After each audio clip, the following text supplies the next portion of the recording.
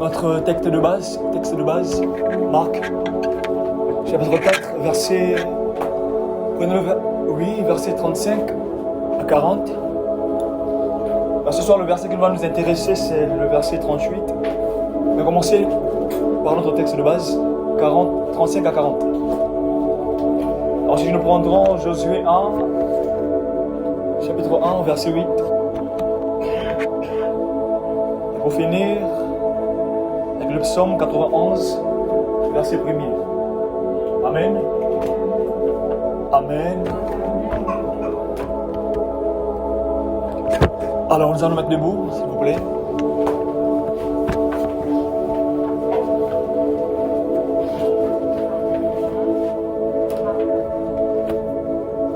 Nous sommes à la page. Allez-y. Et la parole de Dieu dans Marc 4 à partir du verset 38. Yes. Il lui dit, il dormait à la porte sur le coussin. Ils le réveillèrent et lui dirent, Maître, ne t'inquiètes-tu pas, de ce que nous périssons? Verset 39, s'étant réveillé, il menaça le vent et dit à la tempête, silence, tais-toi. Et le vent cessa et il y eut un grand calme. Amen. Amen. Josué 1er, verset 8. Josué 1er, verset 8, Oui. il est écrit que ce livre de la loi ne s'éloigne point de ta bouche, mais dites-le jour et nuit pour agir fidèlement selon ce qu'il est écrit. Car c'est alors que tu auras du succès dans tes entreprises, c'est alors que tu réussiras. Verset 9. Ne t'ai-je pas donné cet ordre? Fortifie-toi et prends courage, ne t'effraie point et ne t'épouvantes point, car Amen. l'Éternel ton Dieu est avec toi dans tout ce que tu entreprendras. Amen. Rapidement, le psaume 91, verset 1er, juste le verset 1er.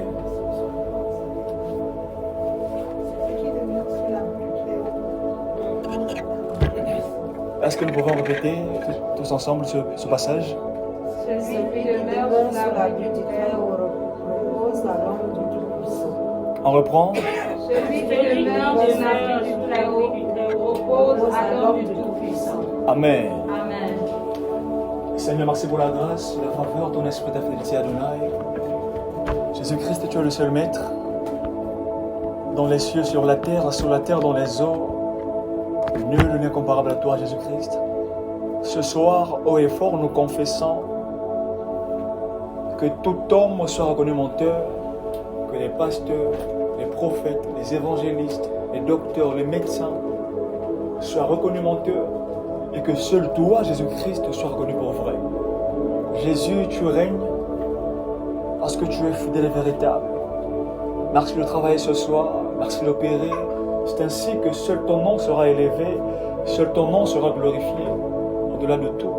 Merci pour tout, merci pour ta présence, merci pour les anges, merci pour ton amour et ta fidélité. Honneur et gloire à toi, Adonai. Au nom de Jésus-Christ, nous disons Amen. Amen. Acclame le Seigneur Jésus-Christ. Amen. Amen. Comment ça va? Où est-ce que vous allez? Vous allez bien? Bon, le voisin s'il va bien. Prends l'habitude de demander toujours à ton voisin s'il va bien. Ah, tu demandes? Vous allez bien? Demande aux voisins, voisines, comment vas-tu? Comment ça va? Comment ça va? Est-ce que tu vas bien? Et la journée, la semaine, elle s'est bien passée? Il faut toujours avoir cette habitude, c'est très important. Amen. Ce soir, nous sommes dans une soirée de repos. Une soirée de repos. Pas un repos des hommes, mais un repos de l'Éternel. Amen. Alors, j'aimerais que tu sois quand même dans la joie. Hein? Tu sois dans la joie, pas quand même, mais tu sois dans la joie. Amen. Vous allez constater que je n'ai plus la voix, je ne peux prier. Amen. Dis au voisin, comment ça va? Si ton voisin t'intimide, change de voisin, pardon, change. Si elle t'intimide, change.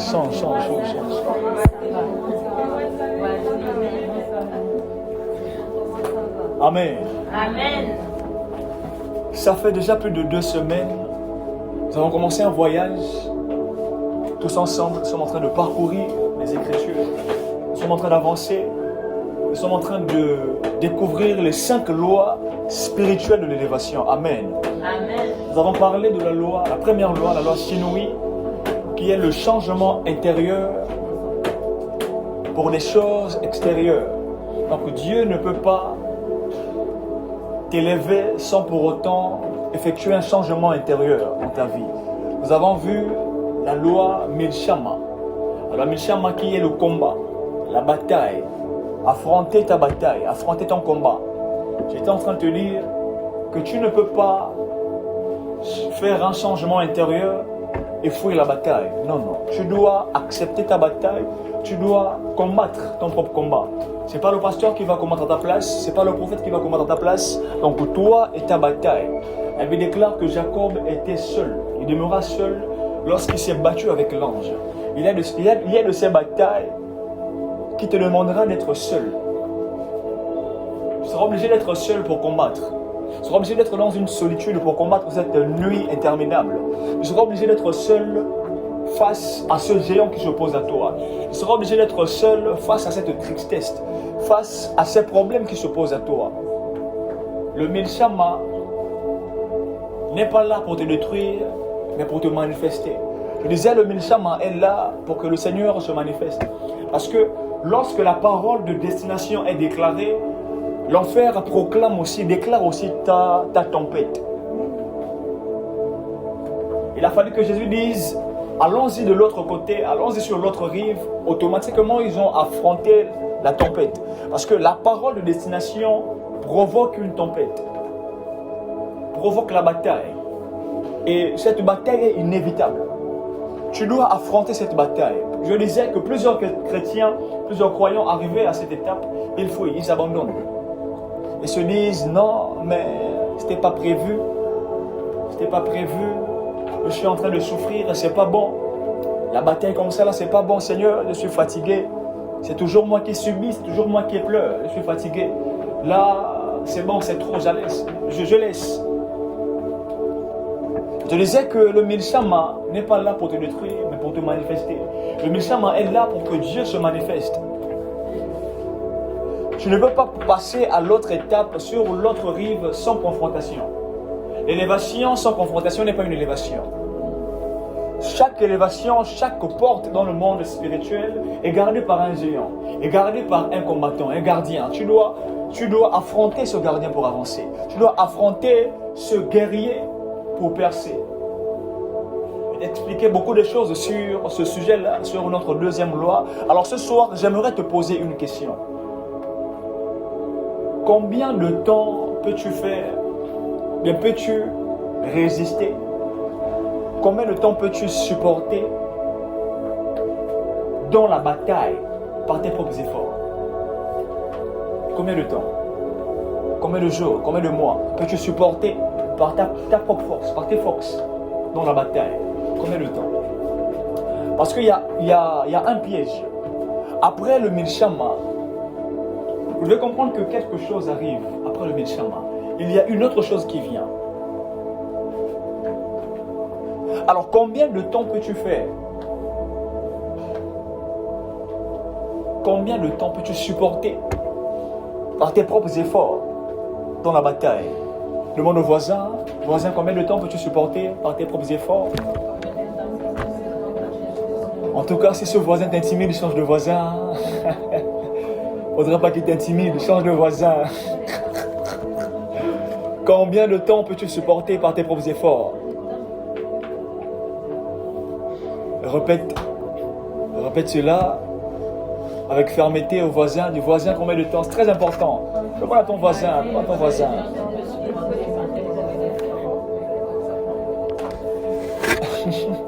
Parce que le danger, après le Milshama, le danger réel, c'est de résister, c'est de continuer à résister par tes propres efforts.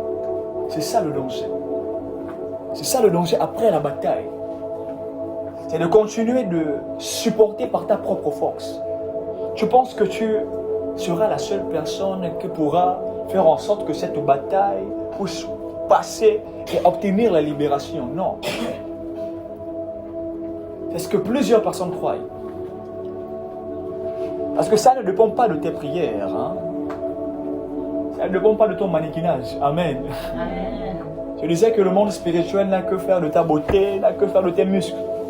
Donc après le Milshama, nous sommes souvent piégés à insister, à résister par notre force. On se dit non, il faut que je tienne encore debout. Parce que je suis sûr que ça va aller. Et ça nous emmène à la troisième loi. La troisième loi, ça s'appelle la loi Méose. Maose, autant pour moi. Maose. M-A-O-Z. Maose. La loi Maose. C'est en ce moment-là que cette loi intervient. C'est en ce moment-là que la loi Maose. C'est en ce moment-là que cette loi fait son entrée. Nous sommes toujours en train de parler des lois spirituelles pour l'élévation. Les lois qui gouvernent l'élévation. Les lois qui tournent autour de l'élévation. L'élévation pas seulement dans le ministère, mais dans tous les domaines. Je disais que pour avancer, tu as besoin d'avoir une bonne compréhension des systèmes divins. Tu ne peux pas avancer dans la vie sans comprendre ces systèmes divins. Même ta prière sera nulle. Pour effectuer une prière efficace, tu dois connaître le principe de ces systèmes divins. Tu dois connaître comment ça fonctionne, comment ça se fait, pour avoir une prière qui porte des fruits. Il ne suffit pas seulement de dire que le prophète m'a dit la prière a été faite pour des résultats, pas pour des sensations. Non. Je suis très désolé. Il te faut connaître, avoir une bonne compréhension de ces lois-là pour avancer. Donc, la troisième loi, c'est la loi Maose. Maose. Alors, Maose qui signifie forteresse, abri et lieu fort. Donc, la loi Maose est définie comme étant une forteresse, un abri, un lieu fort, un refuge. Et ce mot tire sa racine du mot hébreu Azaz. Azaz qui signifie être fort, être puissant. Être fort et être puissant. Donc le Maose n'est pas n'importe quel abri. Le Maose n'est pas n'importe quel refuge. Non, non. Non. Le Maose n'est pas un endroit comme tout autre endroit. Non. Le Maose, c'est demeurer dans la présence du Seigneur. Demeurer dans la présence du Seigneur. C'est une forteresse dont ni personne, ni esprit ne peut pénétrer. Le Maose. C'est la troisième loi qui vient après le Milshama. Le Maose. Demeurer dans sa présence.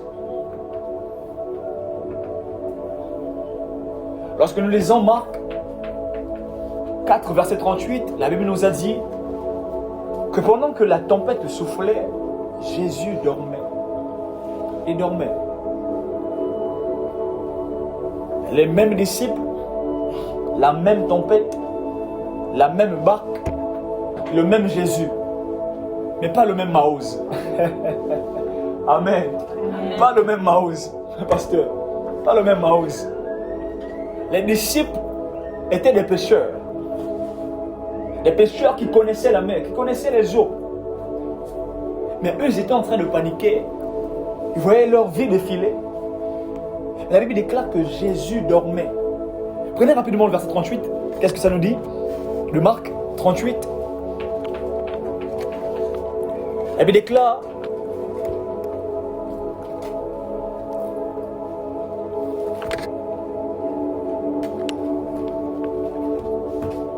Jésus, lui, à l'arrière, dormait, la tête sur un coussin. La tête sur un coussin. Pendant que les disciples étaient en train de paniquer, étaient en train de se lamenter, mais nous allons mourir. Nous allons mourir. Notre combat est là, notre bataille est là. On a essayé de faire sorte de jeter l'eau. On a essayé de tout faire. Je me suis levé, Jésus, je me suis levé la nuit pour prier.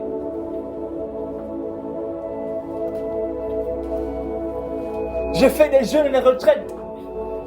J'ai affronté la bataille. Mais jusque-là, ça ne va pas, Seigneur. Les mêmes disciples, la même barque, la même tempête, le même Jésus, mais pas le même Maoz. Amen. La Bible déclare que Jésus dormait, la tête sur son coussin. Pendant qu'eux, ils étaient en train de... Le Maoz dans la barque n'est pas l'absence de la tempête. Mais le Maoz dans la barque est la présence de l'abri dans cette tempête. Ils étaient en train de se lamenter. On va faire comment? Seigneur, ici, là, c'est fort, ici, là, on va mourir. Le combat est là. Tu es là, mais qu'est-ce qui se passe? Qu'est-ce qui se passe, Seigneur?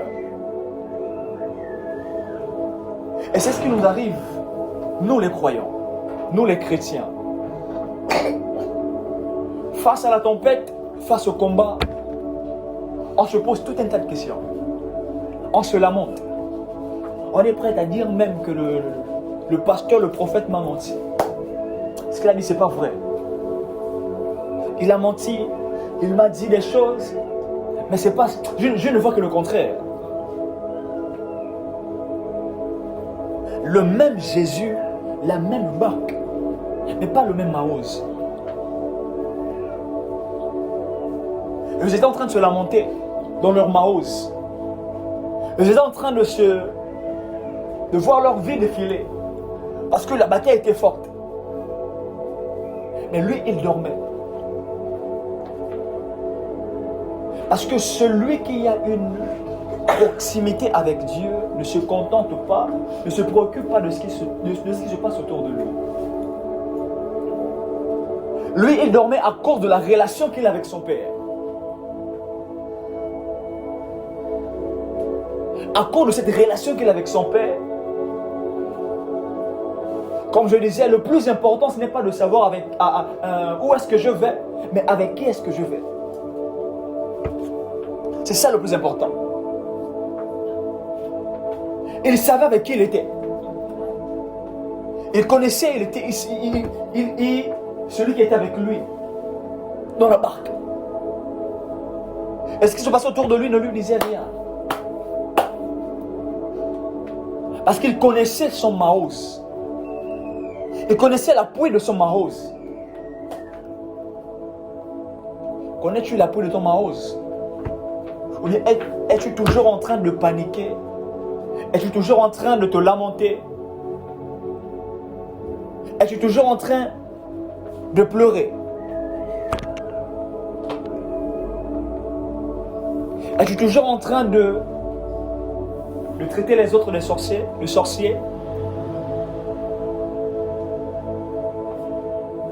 Parce que face à la tempête, après le Milchama, on est confronté à cette loi dont on ne comprend pas. Et on est poussé à traiter les autres de sorciers. Parce qu'on essaye de résister par notre propre force. On essaye de se créer une force. On essaye de se forger un abri nous-mêmes. Ils étaient en train de faire évacuer l'eau de la barque. Des pêcheurs qui savent ce qu'ils font. Mais ce n'était pas suffisant. L'eau ne faisait que rentrer, l'eau ne faisait que pénétrer la barque. Après ils se sont souvenus, il y a Jésus. Mais quand ils regardent ce Jésus, il est en train de dormir.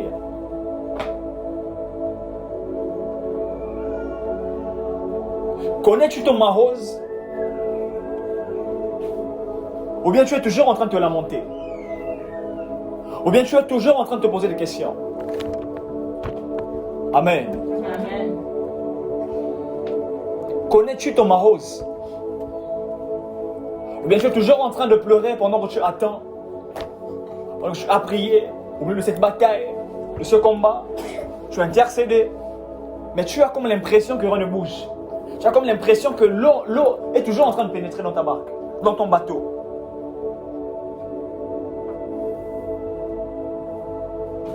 Connais-tu ton Marose?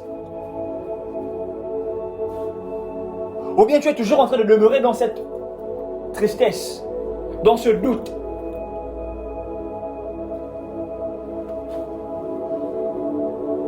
Et c'est même ce doute qui te pousse à croire que tu ne pries pas bien. Alors connais-tu ton Marose? C'est la question que tu dois te poser ce soir. Est-ce que je connais mon Marose? Est-ce que je connais mon abri? Est-ce que je connais ma forteresse? Est-ce que je connais ma forteresse? Parce que quand on connaît sa forteresse, on ne panique pas. L'eau peut entrer, la barque peut se remplir. Mais puisque je connais qui est avec moi, celui qui est avec moi, celui qui demeure auprès de moi,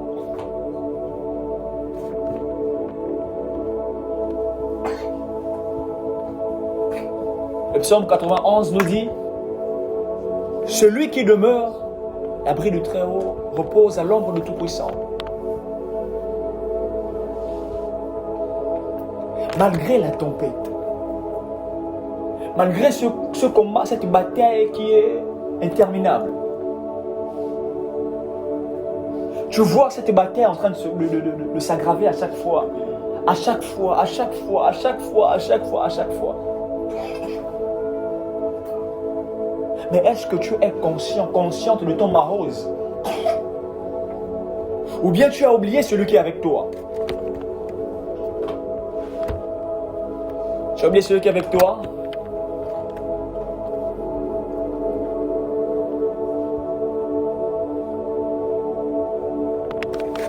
La présence du Marose n'est pas l'absence de la tempête. La présence du Marose n'est pas ce contour, contourner la tempête, non. La présence de cet abri n'est pas le détour. Et je pense que ça va te faire un détour, ça va te faire contourner, c'est que tu te trompes de royaume. Dans le royaume de Dieu, je dis, ce sont des lois qui gouvernent.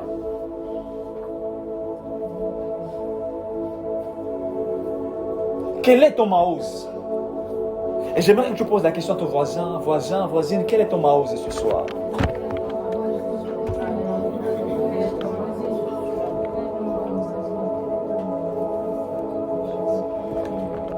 Nous avons lu dans Josué 1, verset 8.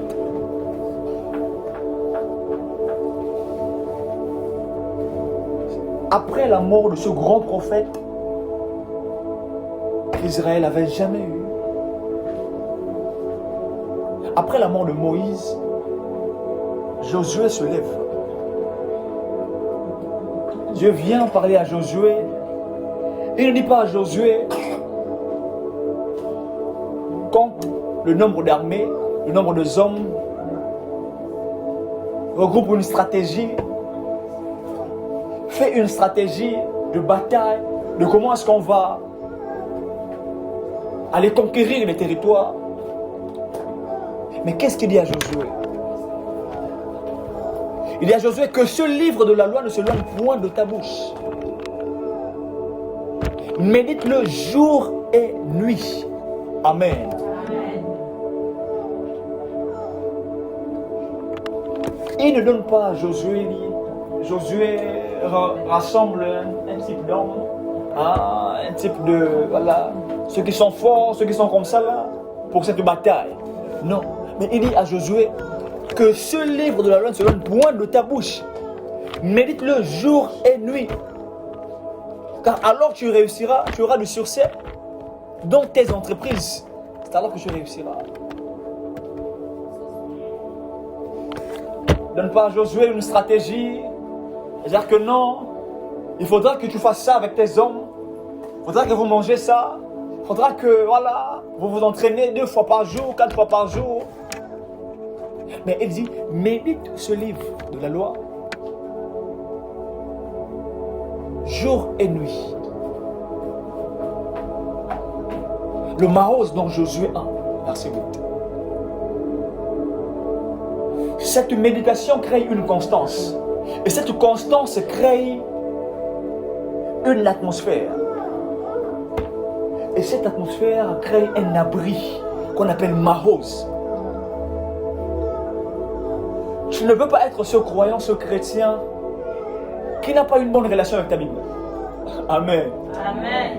Aujourd'hui, nous avons des chrétiens qui n'ont pas une très bonne relation avec la Bible. On a des chrétiens artificiels. Des chrétiens... Amen. Vous entendez des chrétiens qui vont vous dire, moi, parce que moi, j'aime pas trop lire la Bible. Moi, j'aime pas trop lire. Quand je lis, je dors. Je pense que c'est quoi? C'est le démon. Amen.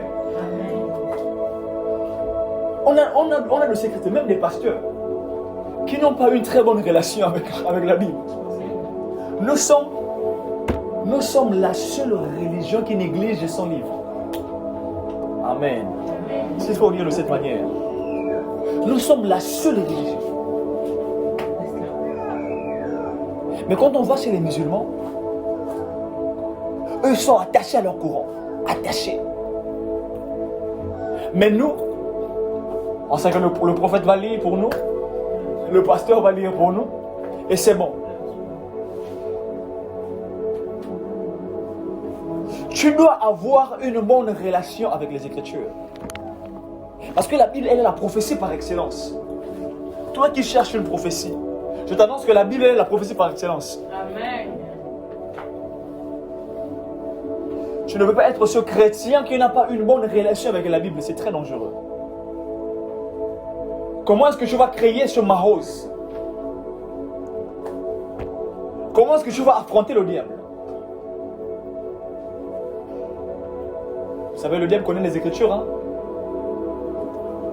Il ose venir vers Jésus, il est écrit. Amen. Il est écrit, il connaît. Mais toi, tu ne maîtrises pas. Mais je t'attends à vaincre le diable. Comment est-ce que tu vas faire ça? Amen. Comment est-ce que tu vas faire ça? Il dit à Josué que ce livre de la loi ne se donne point de ta bouche. Médite-le jour et nuit. Car alors tu auras du succès dans tes entreprises, alors que tu réussiras.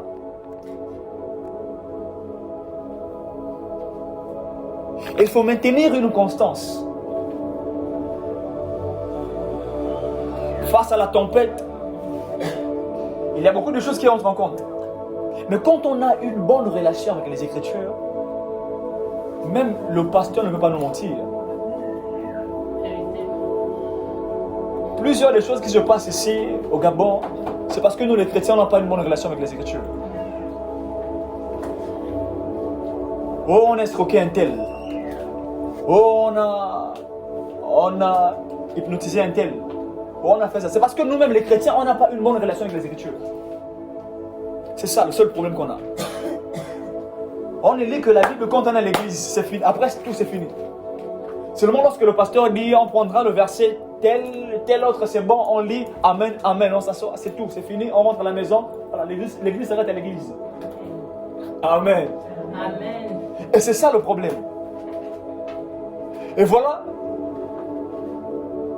on est en train de se faire arnaquer parce qu'on ne connaît pas les Écritures.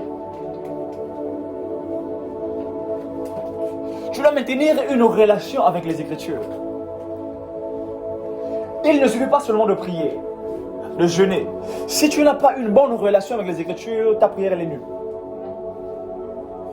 Ta prière elle est nulle.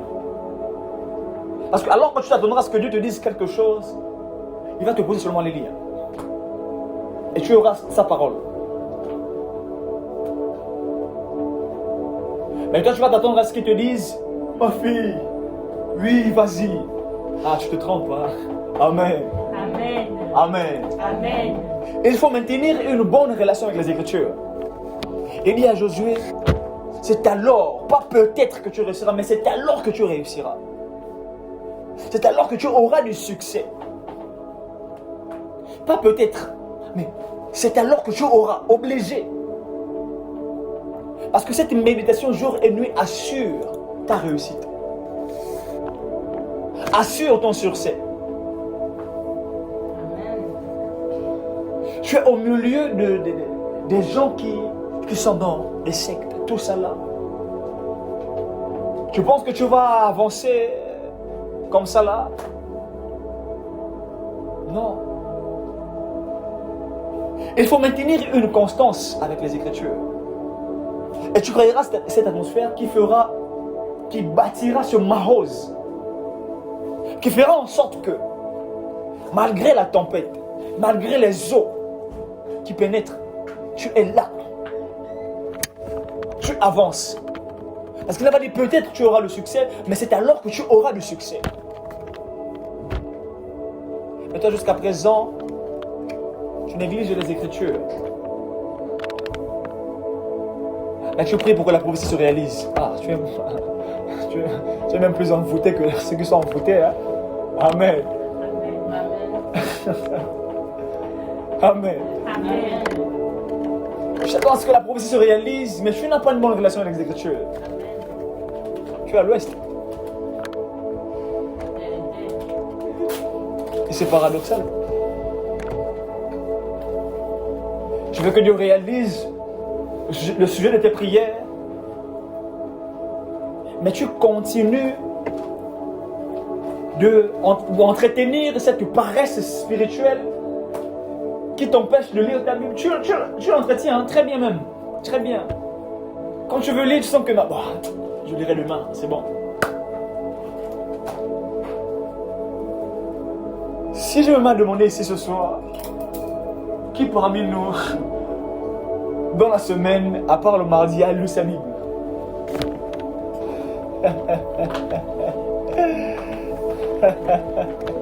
Amen.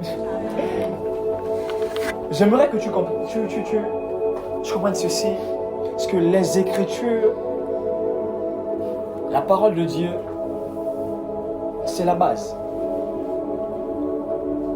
Le marose ne peut pas être cet abri,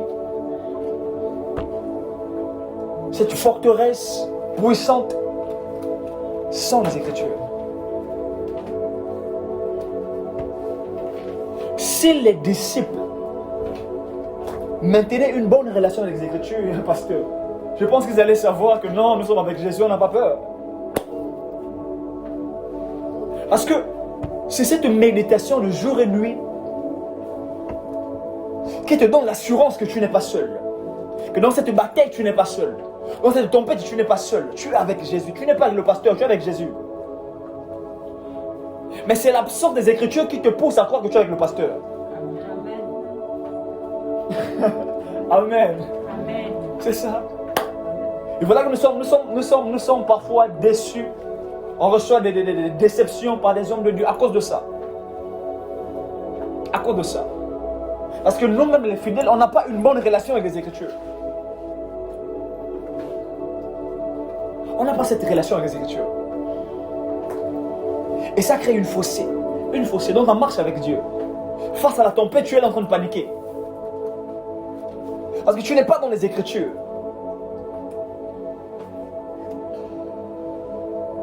Tu es ailleurs. Amen. Amen. Amen. Amen. Tu me dis avant si j'avance. Quand tu es déçu, tu es fâché. Fâche-toi. D'ailleurs, je ne rentre pas avec toi. Fâche-toi. Amen. Amen. Donc tu as besoin de maintenir cette constance avec les Écritures. Tu as besoin de ça. C'est ce qui fera en sorte que, à chaque fois que tu es confronté, tu t'en sors. Un homme de Dieu, pendant une retraite, l'histoire que Papa Melchi nous a racontée, pendant sa retraite, il a écrit sur le mur de sa chambre des versets. versets, tout un tas de versets. Pas, versets pendant qu'il méditait. J'avais bien aimé l'histoire. Pas, il écrit, pas, il écrit. Et pendant qu'il dormait un jour la nuit, l'ennemi est venu, le diable est venu. Le diable est venu l'attaquer, le combattre. La tempête est venue. Mais lui, il dormait. L'ennemi qui est venu, l'esprit qui est venu, a constaté que chaque écriture qui était sur les murs formait un guerrier qui venait le combattre. Il avance, il trouve un guerrier. Psaume 45, bien, bagarre. Il avance. Psaume 30, bagarre. Il avance. Matthieu 4, bagarre. Toute la nuit, la bagarre, la bataille entre cet esprit et les anges qui a été relâché par les Écritures. Qui était sur le mur. Et le matin, il se réveille. Et il ne voit rien. Il ne sent rien. Mais c'est après que Dieu le révèle. Il le révèle ce qui s'était passé la nuit. Et il a pleuré. Il a compris l'importance des Écritures. L'importance d'avoir une bonne relation avec ça. Il est de ces batailles, tu n'auras pas besoin d'ouvrir ta bouche et parler. L'esprit qui vit en toi relâchera ces paroles que tu as lues dans la Bible. Amen. Qu'est-ce qui se passe dans ton sommeil? Quand tu dors la nuit, qu'est-ce qui se passe? L'ennemi vient, il vient. Mais qu'est-ce qui se passe la nuit? Ton esprit relâche maintenant cette dévotion que tu as. Cette constance que tu as. Et ça crée une forteresse autour de toi. L'ennemi vient et il trouve un mur autour de toi. Sans maintenir une constance dans les Écritures, ta prière sera nulle. Tu peux prier autant de fois que tu veux, autant de jours que tu veux. Mais si tu n'as pas une bonne relation avec les Écritures, c'est nul. Qu'est-ce qui fait en sorte que certaines réussissent, d'autres non? Tu as prié avec ton voisin, vous avez prié pour le même sujet, mais lui il a réussi.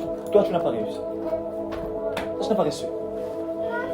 Mais lui, il a obtenu. Toi tu n'as pas obtenu. Pourquoi? Pendant que toi tu priais pour avoir, lui il créait une constance qui le poussait à demander d'avoir.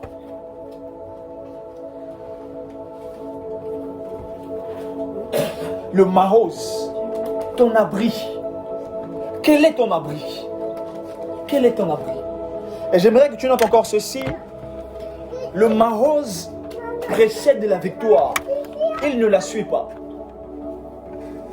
Le Mahos précède la victoire. Il ne la suit pas. Il précède la victoire. Et c'est ici que j'aimerais corriger une erreur. C'est ici. Le Mahos précède la victoire. Il ne la suit pas.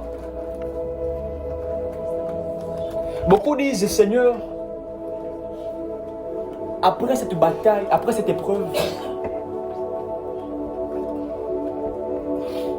je vais me disposer. Après cette tempête, je vais maintenir une constance avec toi. Après cette tempête, dès que je sortirai de cette situation, je vais tout mettre en place pour être en bon terme avec toi. Et c'est l'erreur que nous commettons. Le Mahos ne suit pas la victoire, mais elle précède la victoire. Le Mahos ne se construit pas devant la tempête, mais avant la tempête.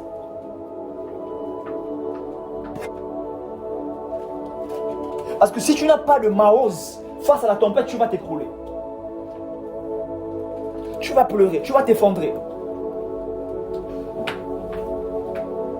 L'abri ne se fonde pas pendant la guerre, non, mais avant la guerre.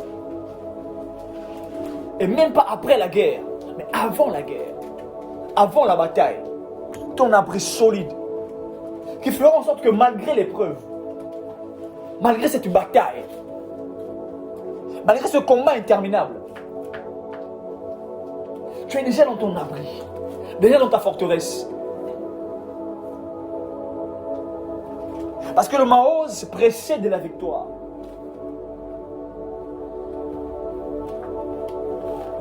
Il n'y a pas de victoire sans Mahoz. Il n'y a pas d'élévation sans Mahoz. Il n'y a pas de percée sans le Mahoz. Il n'y a pas de réussite sans l'abri du Très-Haut. Il n'y a pas.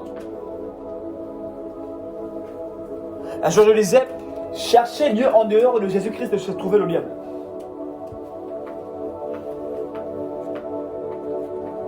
Parce que Jésus est ton Mahoz, est ton abri.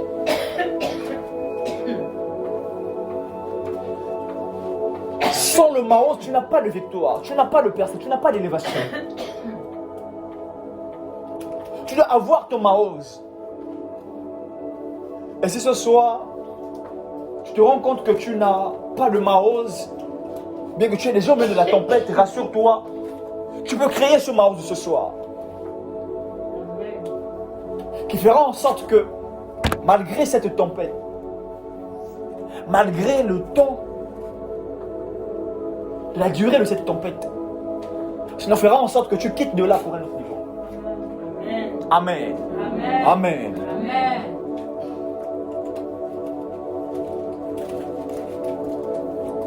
L'absence du Mahoz est très dangereux. L'absence du Mahoz, de cet abri dans la vie d'un chrétien, est très dangereux.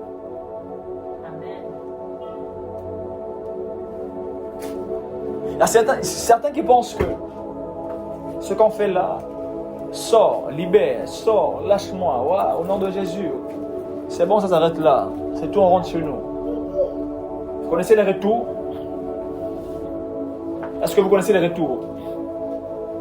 Les retours ne sont pas seulement destinés aux pasteurs. Hein. Ils ne sont pas seulement destinés aux prophètes. Non, non, non, non, non, non, non. Où étais-tu pendant que le pasteur faisait le fire, fire? Toi, tu étais où? Dans la même atmosphère que lui. Sache que si on attaque le pasteur, toi, c'est moi d'attaquer. Amen. Amen. Est-ce que je suis au bon endroit au bon moment? Amen. Amen. Donc, le Mahoz est très nécessaire, très important.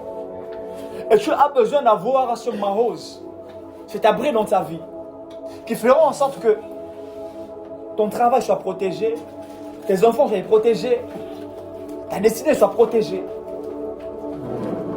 Sans le Mahoz, c'est l'échec total. Sans le Mahoz, c'est une stagnation assurée. Sans le Mahoz, tu es fini. Et sans le Mahoz, c'est la mort assurée. Alors ce soir, j'aimerais que tu réalises ceci. J'aimerais que tu graves ceci dans ton cœur.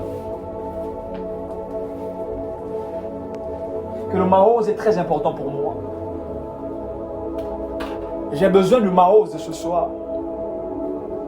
J'ai besoin de cet abri ce soir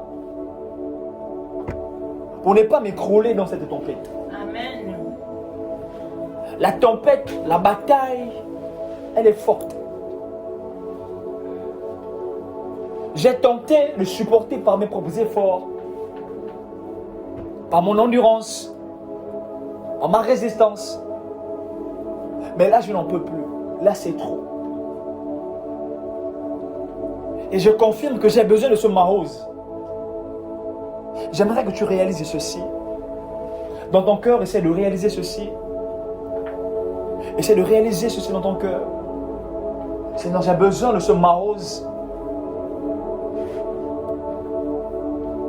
J'ai essayé de résister, essayé de combattre moi-même.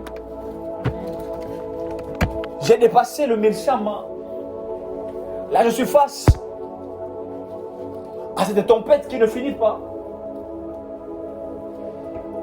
Et j'ai tenté de résoudre ce problème moi-même, par mes forces, par mon endurance, par mon intelligence, par ma capacité, mes capacités, par mes facultés. Et Seigneur, je remarque que ça ne va pas. Ce combat est en train de continuer. Et je ne savais pas que c'était un piège après le Maro, après le Milchama. Ce soir, je prends conscience que j'ai besoin de ce Mahoz dans ma vie. J'ai besoin de créer cette troisième loi dans ma vie pour obtenir la réussite.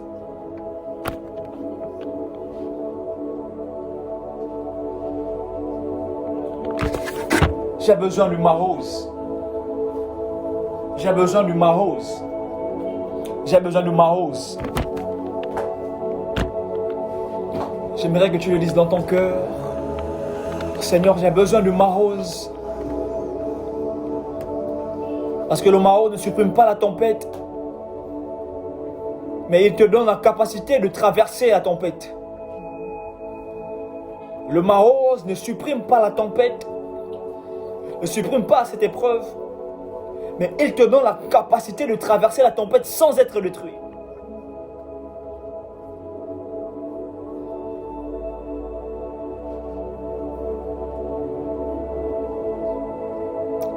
Maïdifla, Sopra, Ladesh, Ka, Soplenima, Jeta, Kasipla, Neizifla, Nekadeshipla. Je suis fatigué de lutter seul. Je suis fatigué, Adonai, de demeurer seul dans cette tempête. Je suis fatigué, Adonai. Je suis fatigué, Jésus-Christ. Jésus, je suis fatigué, Jésus-Christ. Où est ton Mahos, Adonai? Où est ton Mahos, Jésus-Christ?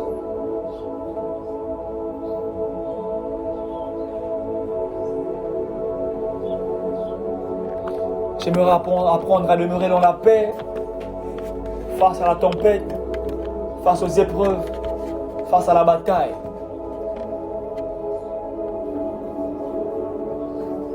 J'aimerais posséder cette loi pour être élevé, pour percer, pour avancer. Jésus-Christ, fais-moi grâce. Fais-moi grâce. J'aimerais demeurer dans ta présence. J'aimerais demeurer dans ta présence. Parce qu'elle assure ma victoire. Elle assure ma réussite. J'aimerais demeurer Adonai.